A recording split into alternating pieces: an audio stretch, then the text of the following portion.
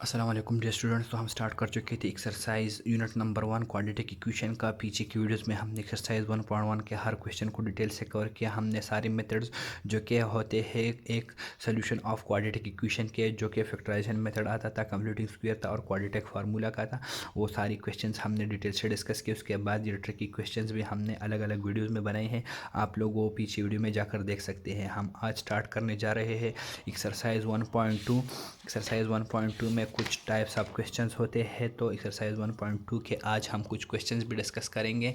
साथ में हम यहाँ पे फर्स्ट इसकी थ्योरी बहुत डिस्कस करते हैं ताकि आप लोगों का कंसेप्ट हो जाए मैथमेटिक्स से ग्रेड 10 का। तो स्टार्ट करते हैं। थ्योरी समझना आप लोगों के लिए लाजमी है। थ्योरी समझ जाए तो फिर आप लोगों को क्वेश्चन सॉल्व करने में आसानी होगी। तो फर्स्ट हम सॉल्व करते हैं solution of quadratic equations reducible to quadratic form. हम अब ऐसी इक्वेशंस के बारे में बात करेंगे जो कि क्वाड्रेटिक ना होगे लेकिन वो क्वाड्रेटिक में रिड्यूस हो सकते हैं, मतलब हम उनको थोड़े मैथमेटिकल ट्रिक्स लगाकर उसको क्वाड्रेटिक फॉर्म में ला सकते हैं। तो उस इक्वेशंस को उन इक्वेशंस को हमारे लिए सॉल्व करने में हम कुछ मेथड्स पढ़ेंगे, कुछ टाइप्स इक्वेशंस में पढ़ेंगे। तो फर्स्ट आज हम डिस्कस करने जा रहे हैं टाइप नंबर 1। इसमें हमारे साथ कौन सा है, आज हम इसको डिस्कस करेंगे। तो एक इक्वेशन हमारे साथ इस फॉर्म में आएगा कि ax4 plus b x square plus c. हमारे साथ general form of quadratic equation क्या था वो मैं यहाँ पे लिख देना चाहता हूँ। वो था हमारे साथ a x square plus b x plus c. तो वो देख लेते हैं पहले। हमारे साथ जो general form of quadratic equation था वो क्या था, a x square plus b x plus c equal 0। अब इस इक्वेशन को कंपेयर कर ले इसके साथ। हमारे साथ ये यहाँ पे है a x four plus b x square plus c equal 0। तो यहाँ पे ये पावर जो है ये ज़्यादा है, यहाँ पे फोर्थ पावर है, यहाँ पे 2 पावर है। तो ये क्वाड्रेटिक इक्वेशन का जनरल फॉर्म था। अब इस तरह का इक्वेशन भी हमें आ सकता है, तो इसको हम लोग सॉल्व करेंगे बाय रिड्यूसिबल मेथड। हम क्या यूज़ करेंगे, solution of equation reducible to the quadratic form. तो ये हमारे साथ क्या है, टाइप 1 है। टाइप 1 के क्वेश्चंस इस तरह से आएंगे, तो हम इसको किस तरह से सॉल्व करेंगे इसका एक एग्जांपल इन्होंने यहाँ पे किया हुआ है, देख लेते हैं। 12x4 minus 11x square plus 2 equal 0। तो ये यहाँ पे एक एग्जांपल गिवन है, आज हम इस एग्जांपल को डिस्कस करेंगे। फिर एक्सरसाइज से थोड़ा देख लेते हैं कि एक्सरसाइज में इस पे कौन कौन से क्वेश्चंस है। तो मैंने यहाँ पे टिक मार्क लगाया हुआ है उनको। एक्सरसाइज को अगर आप लोग देखें 15 नंबर पेज पे, तो हमारे साथ है सॉल्व द फॉलोइंग इक्वेशंस। ये इक्वेशन फर्स्ट जो क्वेश्चन नंबर 1 में 1 नंबर पार्ट नंबर 2 और पार्ट नंबर 3 अगर आप लोग देख ले तो ये इस टाइप 1 पे है, वो हम नेक्स्ट वीडियो में डिस्कस करेंगे। आज हम इस एग्जांपल को डिस्कस करेंगे, ये समझने की कोशिश करेंगे। तो यहाँ पे हम लोग क्या कर सकते हैं, हम लोग यहाँ पे एक सब्स्टिट्यूशन करेंगे। आप लोग ये मेथड सीख ले। हम कहेंगे कि हमारे साथ एक्स स्क्वायर की वैल्यू क्या है, वाई है।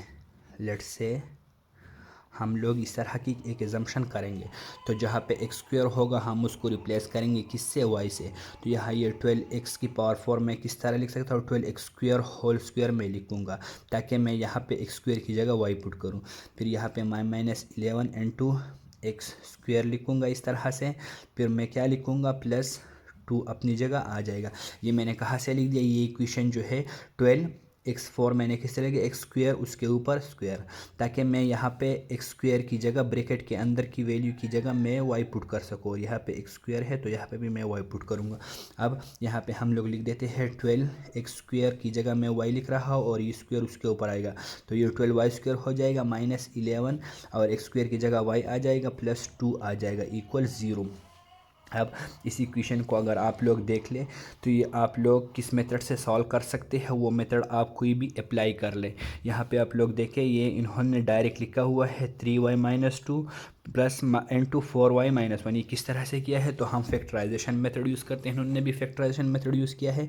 बाय यूजिंग फैक्टराइजेशन मेथड आप लोग क्वाड्रेटिक इक्वेशन का मेथड भी यूज़ कर सकते हैं, कंप्लीटिंग स्क्वायर का भी यूज़ कर सकते हैं, जो आप लोगों को यहाँ पे ईजी लगे। यहाँ पे मैं लिख रहा हूँ 12y स्क्वायर अपनी जगह। अब इस बीच के माइनस 11 को हम लोग रिप्लेस करेंगे किस तरह से, कि अगर हम लोग उनको ऐड करें तो उनसे ये वैल्यू आ जाए, और अगर हम लोग मल्टीप्लाई करें तो उससे क्या वैल्यू आना चाहिए, 12 2 24 वाई स्क्वायर वैल्यू आना चाहिए।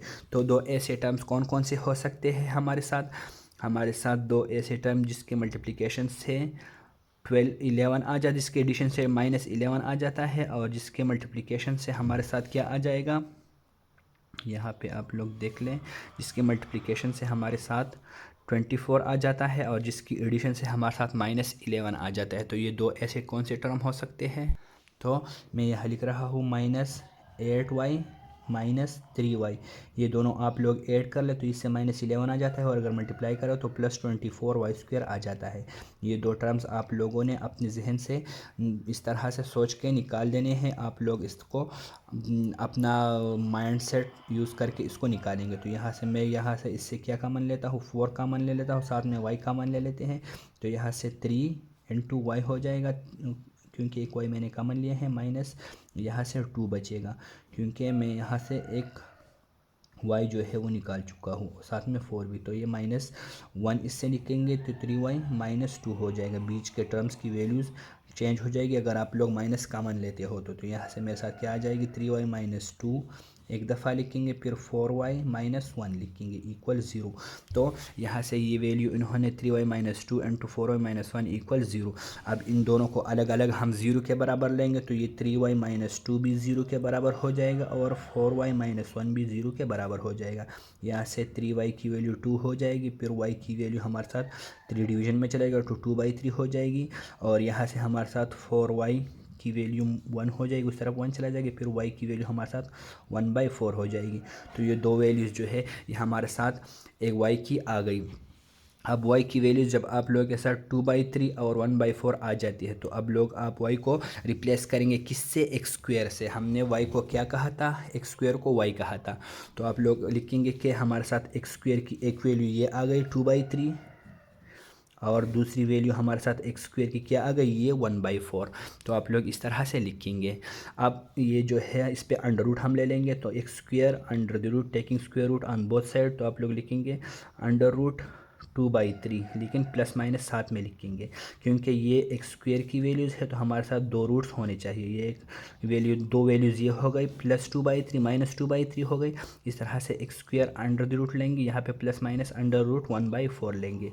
तो यहाँ से x की वैल्यू अगर इन्होंने स्क्वायर रूट से निकाला हो तो ये x स्क्वायर रूट से निकल सकता है। इसको हम लोग, ये स्क्वायर अंडर रूट कट जाएगा, x इक्वल्स प्लस माइनस यहाँ पे 1/2 होल स्क्वायर में लिख रहा हूँ, क्योंकि 1 पे भी स्क्वायर ले सकता है, और 4 2 का स्क्वायर ये कैंसिल आउट हो जाएगा। यहाँ से x की वैल्यू प्लस माइनस 1/2 आ जाएगी। यहाँ पे आप लोग जब इसका सोल्यूशन लिखेंगे तो सोल्यूशन सेट इसका किस तरह से लिखेंगे, आप लोग इस तरह से लिखेंगे, प्लस माइनस अंडर रूट 2/3 एक वैल्यू आ गई, दो वैल्यूज़ ये आ गई, और साथ में लिखेंगे कामा प्लस माइनस 1/2।